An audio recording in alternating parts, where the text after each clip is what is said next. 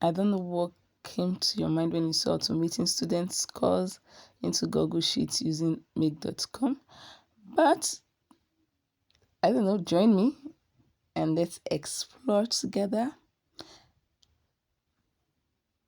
Yes, let's go. Hello, everyone. So, thank you for joining me on my journey in tech, on my journey into tech. So, I meant I'm Rabi Debra Ingbe. Without wasting much time, so we're going to use make.com to integrate our student assessment scores.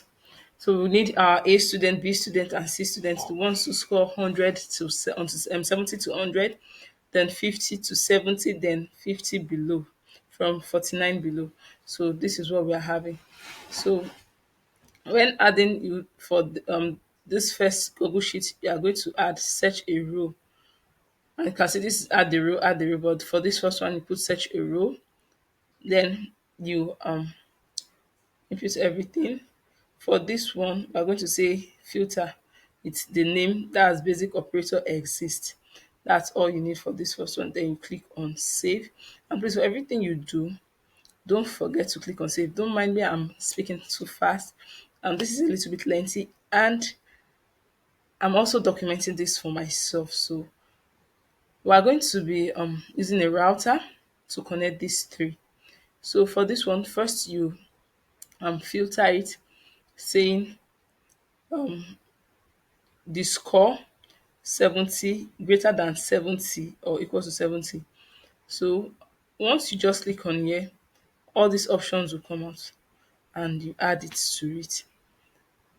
Then you save, you click on save. Then for this B also, then you come to your Google Sheet, which is already linked to your make.com, and you, as you can see, spreadsheets ID. Then this is the name. Once you just click on this information will come up. So that is it. Then you click on save. So that is it for the first one. Then the second one also, you do the same thing. Where score number is lesser than 70 and then greater than,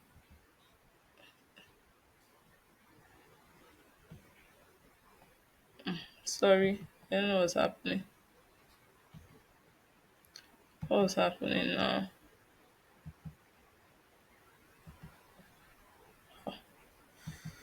Okay. Greater than or equal to 50, as you can see. And you can see this is it. So once you just click here, it will come up. And for the condition, once you just click on this arrow down, they will come up. So that is it. Then after adding everything, you just save. And for this last one is the fallback. We will not use filter. As you can see, we didn't filter. What we just did was to say yes to it to be fallback. If the condition doesn't meet up to the first two, then this is the fallback. There's no need to add any condition to it. So that is it. So as you can see, everything is just like the first, second, and third one is filled the same way. So we'll come to our Google Sheet. These are the students and their scores. This is the overall sheet. Then I'll just quickly come here because I'm running out of time already.